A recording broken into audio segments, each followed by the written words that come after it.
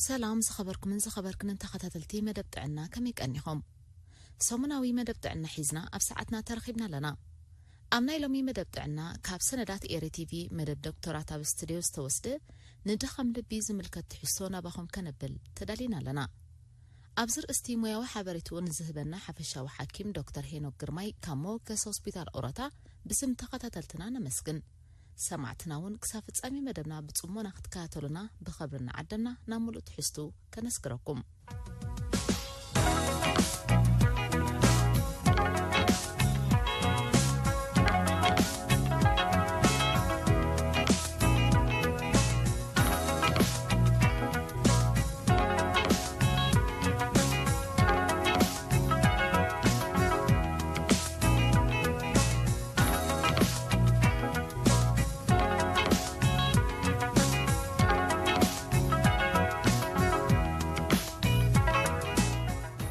تاريخ دق سبات كاب تراقاچوچو كساب سنكلنان موتن زبصح صعبينا زلوم ماليا زيبلهم حماماتهم ترايم ازم حمامات زيهم قلب ملكفتي تهواسيان قلب مقداتي هواسات ويقل خفال اكل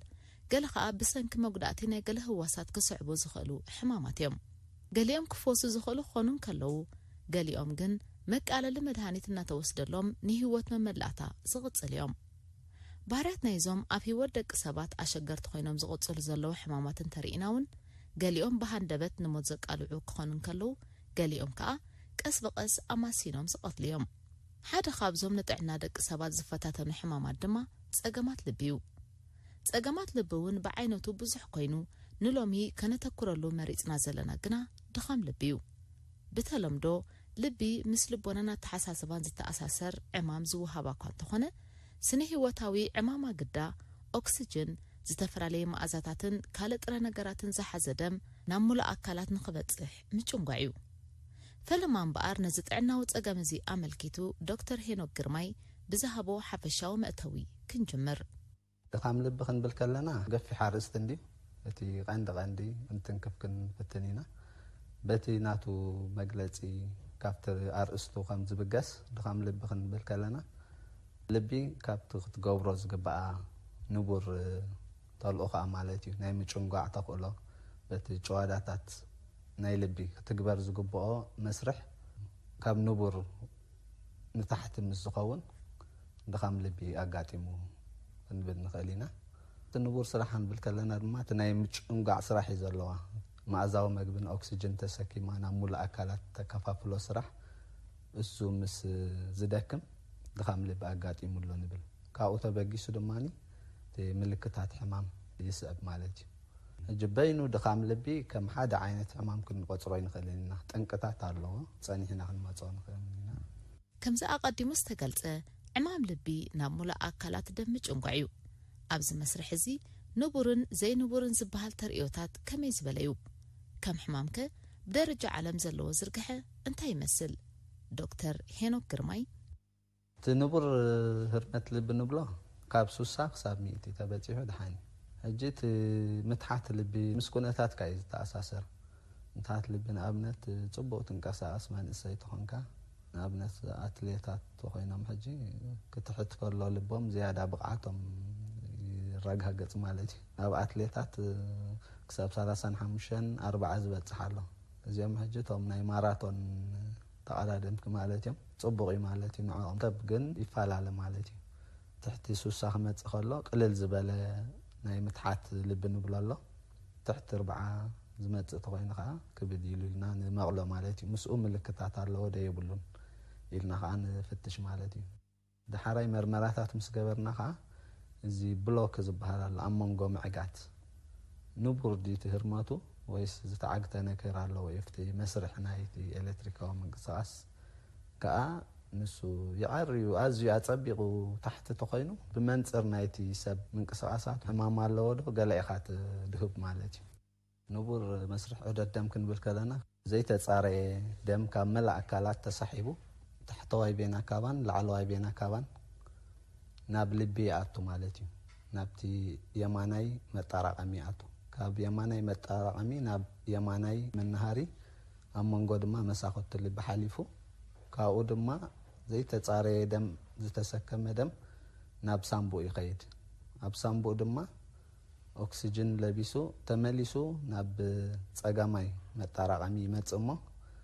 ኣውላ ከፋት መሳኹት ልብ ሓሊፉ ድማ ናብ ጸጋማይ መናሃሪ ናኡ ይእከብ ደም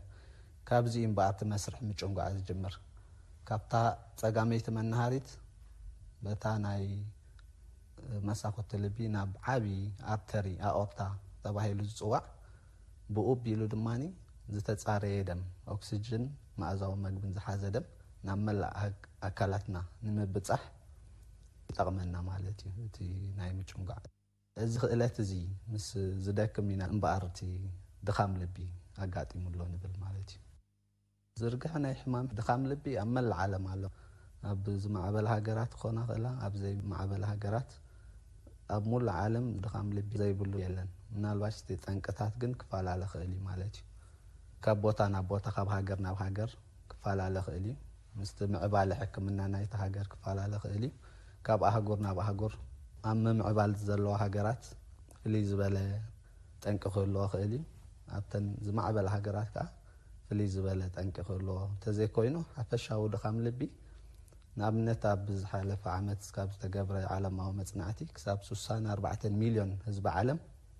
ብድኻም ልቢ ተጠቂዑ ዝብል ኣንፈት ኣሎ ማለት እዩ ሕጂ እቲ ናቱ ዝርግሐ ማዕረኽ እንዳይ ምዃኑ ክንርዳእ ንኽእል ኢና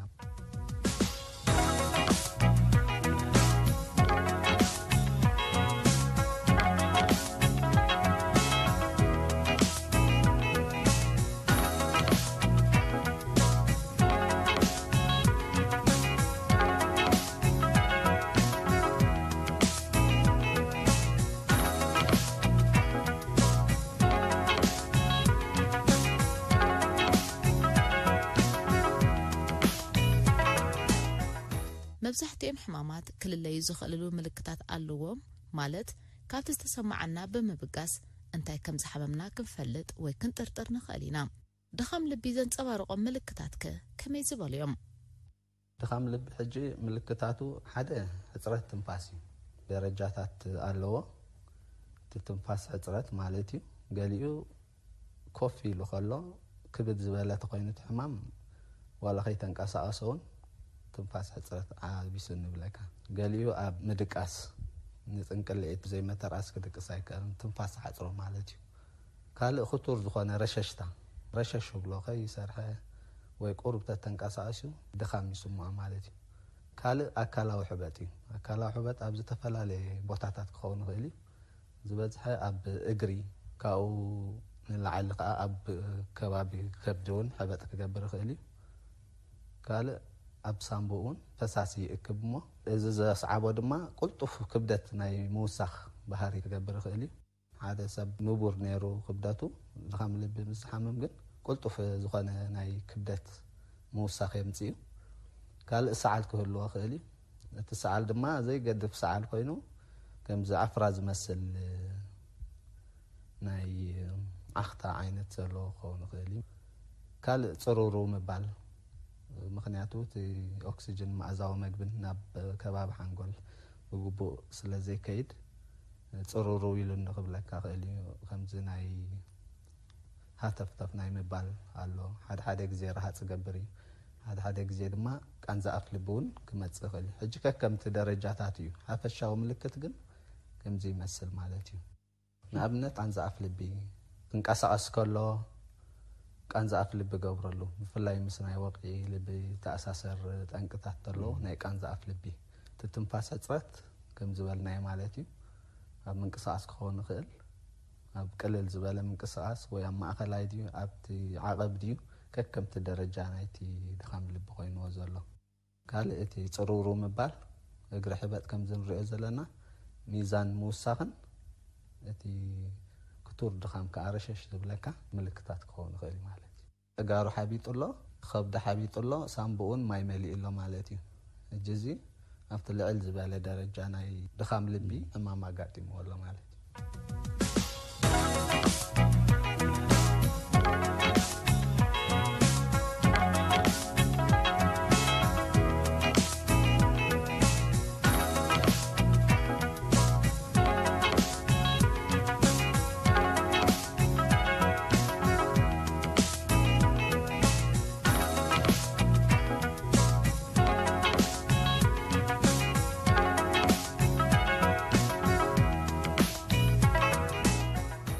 ከምቲ ኣብ መእተው መደብና ዝበልናዮ ሕማማት ከከም ዓይነቶም ዝተፈላለዩ ጠንቅታት ይዘለዎም መልከፍቲ ተህዋስያን ከባቢያዊ ጽልዋታት ኣብ መግብን መስተን ዘለና ዘይስሩዕ ኣገባባት ኬሚካላዊ ምብካል ወይ ምምራዝ ዘይስሩዕ ወይ ጎዳኢ ኣካላዊ ምንቅስቓስ ወዘተ ዝኣመሰሉ ጠንቅታት ገለ ካብቶም ብብዝሒ እንሰምዖምን ንዝተፈላለዩ ጥዕናዊ ጸገማት ዘቃልዑናን እዮም ምፍላጥ ናይዞም ጠንቅታት ኣብ ምክልኻል ሕማማት መሰረታዊ ኣበርክቶ እዩ ዘለዎ ስለ ዝኾነ ኮለ ገና ጥዕናና ንምሕላው ብፍላይ ከዓ ድኻም ልቢ ንምክልኻል ጠንቅታት ድኻም ልቢ ምፍላጥ ኣገዳሲ ይኸውን ብዛዕባ እዚ ዶክተር ሄኖክ ግርማይ ክገልጽ እንከሎ ድኻም ልቢ ሕጂ ኣዝዩ ብዙሕ ዝኾነ ዝርዝር ናይ ጠንቅታት እዩ ዘለዎ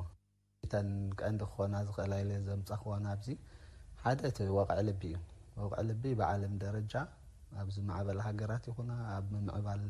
ዝርከባ ሃገራት ዘለዋ ወቕዒ ልቢ ኣዝዩ ኣሸጋሪ ሕማም ኮይኑ ዘሎ ማለት እዩ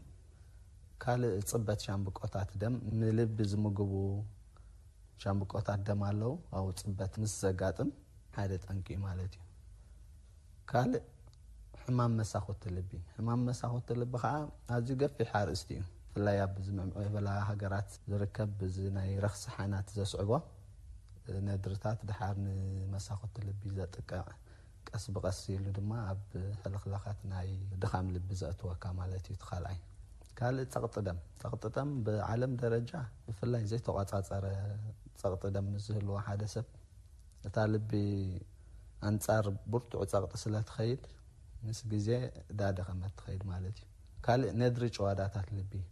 እቲ ጨዋዳታት ልቢ ክንድር ይኽእል እዩ ብዝተፈላለየ ምኽንያት ሓደ ካብኡ እንታይ እዩ እዚ ናይ ረኽስታት ናይ ቫይረስ ብፍላይ እዚ ናይ ኮቪድ ከሎ ከምቲ ካልእ ኣካላት ዘጥቅዕ ኮቪድ-19 ድማ ነድሪ ብምስዓብ ድኻም ልቢ ናይ ምጥቃዕ ተኽእሎ ኣለዎ ማለት እዩ ካልኦት ምስ ተፈጥሮ ዝመፁ ሕማማት ልቢ እዚ ዝያዳ ኣብ ህፃናት ዝረአ ኮይኑ ሓሊፉ ቁልጡፍ ፍታሕ ዘይተገይርዎ ክሳብ ዓበይቲ እውን ይሰግር እዩ ካልእ እዞም ዘይስሩዕ ህርመታት ንብሎም እዮም ልቢ ኣካይዳ ስሩዕ ክትከውን ኣለዋ ናታ ኣካይዳ ማለት እዩ ስሩዕ ህርመቱ ውሱን ዝኾነ ከዓ እቲ ህርመታት ኣሎ ካብ ንቡር ወፃኢ ዝኾነ ልዕሊ ዓቐን ዝኾነ ህርመት ልብን ዘይስሩዕ ህርመታትን ድማ ጸቕጢ ፈጢሮም ኣብታ ልቢ ናብ ድኻም ልቢ ከእትውና ክእሉ እዮም ማለት እዩ ብክልቲኡ ወገን ኢና ንሪኡ ልዕሊ ዓቐን ክኸውን ከሎ ልቢ ከድክማ ይኽእል ማለት እዩ ትሕቲ ዓቐን ክኸውን ከሎ ከዓ ከምኡ ማለት እዩ ትሕቲ ዓቐን ተረኣ ኮይኑ ከዓ ከምኡ ጸገማት ኣለዎ ኣብቲ መስርሕ ናይ ኤሌክትሪካዊ ኣገባብ ናይ ልቢ ጸገማት ይፍጠር ወይ ይዕጾሞ ሽዑ ናብ ድኻም ልቢ የቃልዓካ ማለት እዩ ካልእ መድሃኒታት ዝተፈላለዩ መድሃኒታት እንታይ ኣለዉ ጎናዊ ሳዕቤኖም ናብ ድኻም ልቢ ከምፅኡልና ዝኽእሉ ኣለዉ ማለት እዩ ገለ ካብኦም ብፍላይ ምስ ናይ ካንሰር ንሓከም ኢሉ ዝጥቀሙ መድሃኒታት ኣለዉ ካልእ እውን ኣሎ ዘይተደልየ ብሩፈን ስኢልካ ትወስዶ ምስ ግዜ ሳዕቤናት ናብ ናይ ኩሊትን ናብ ናይ ልብን ከምፀልካ ክእል እዩ ካልእ ጠንቅታት ብዙሓት ኣለዉ ንኣብነት ዋሕዲ ደም ናይ ጉርንጉሪት ምልዓልን ምትሓትን ስፍሕ ዝበለ ዝኾነ ኣብዝታት ሕጂ ንኣብነት ወቕዒ ልቢ እዚ ጽበት ሻምብቆ ጋጢሙሎ ብስብሓዊ ኣካል ተሸፊኑ ዘሎ እቲ ማእኸል ቱቦ ዋሕዚ ደምን ኦክሲጅንን መኣዛዊ መግብን ናብታ ኸፋል ልቢ ጸሊማ ዘላ ክበፅሕ ኣይከኣለን ሽዑ እንታይ ኮይና ኣላ ተኸፋል ናይታ ልቢ ሞይታ ኣላ ማለት እዩ እሳ እንድሕር ካብ ስራሕ ወፃኢ ኮይና እቲ ናይ ምጭንጓዕ ክእለታ የዳኽማ ኣሎ ማለት እዩ ብከምዚ መስርሕ ድኻም ልቢ ከምፀልና ይኽእል ማለት እዩ ልዑል ዓቐን መጠን ኮሌስትሮል ዘቃልዑ ኻ ንወቕዒ ልቢ ከዓ ከምኡ ኣለዉ ሕማም ሽኮር ኣሎ ሕማም ጸቕጢ ደም ምኽራሽ ኣሎ ተዘዋዋር ከዓ ናብ ድኻም ልቢ የምፁ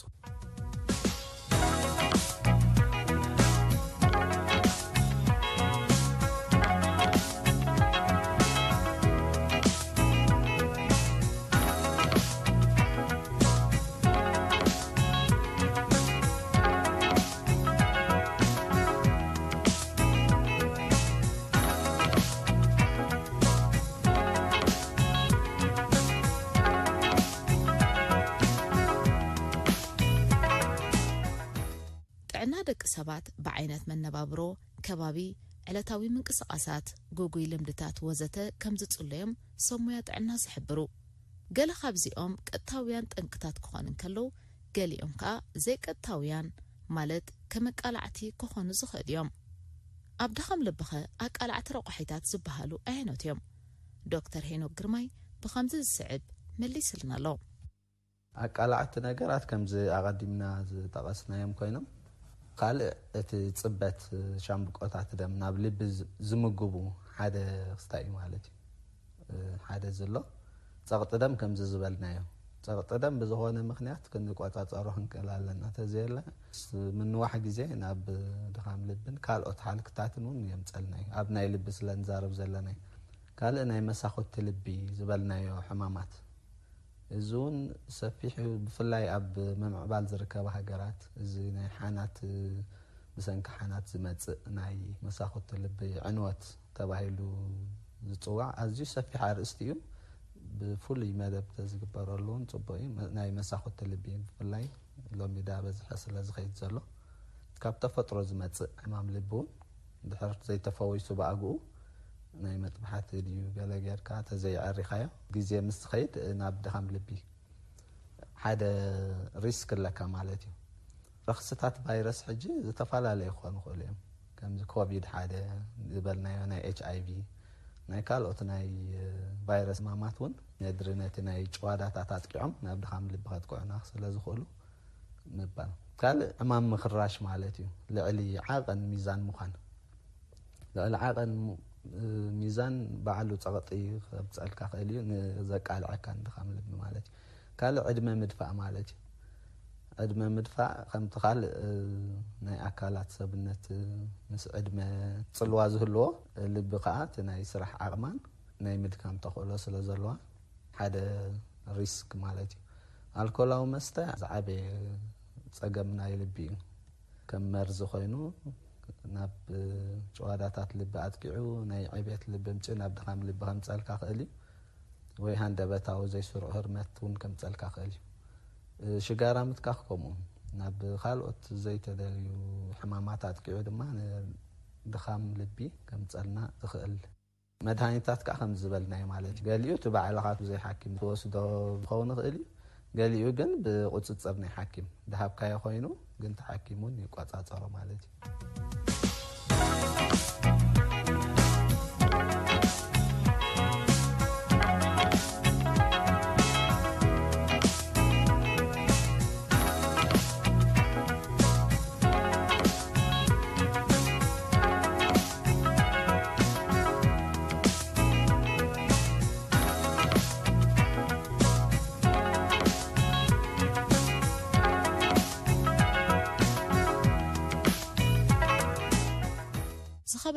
ዝኸበርክን ተኸታተልቲ መደብ ጥዕና ንድኻም ልቢ ብዝምልከት ንሎሚ ዘደለናዮ ትሕዝቶ ኣብዚ ኣይብቃዕን ካልኣይ ክፋሉ ኣብ ዝመጽእ ሰሙን ከነቕርበልኩም ኢና ሞያዊ ሓበሬትኡ ንዝሃበና ኣብ ሞገስ ሆስፒታል ኦሮታ ሓፈሻዊ ሓኪም ዶክተር ሄኖክ ግርማይ ብስም ተኸታተልቲ ነመስግን ሰማዕትና እውን ስለምክትታልኩም ኣዚና ነመስግን ኣዳላዊ መደብ ሃይለ ደብረጽዮን ሰላም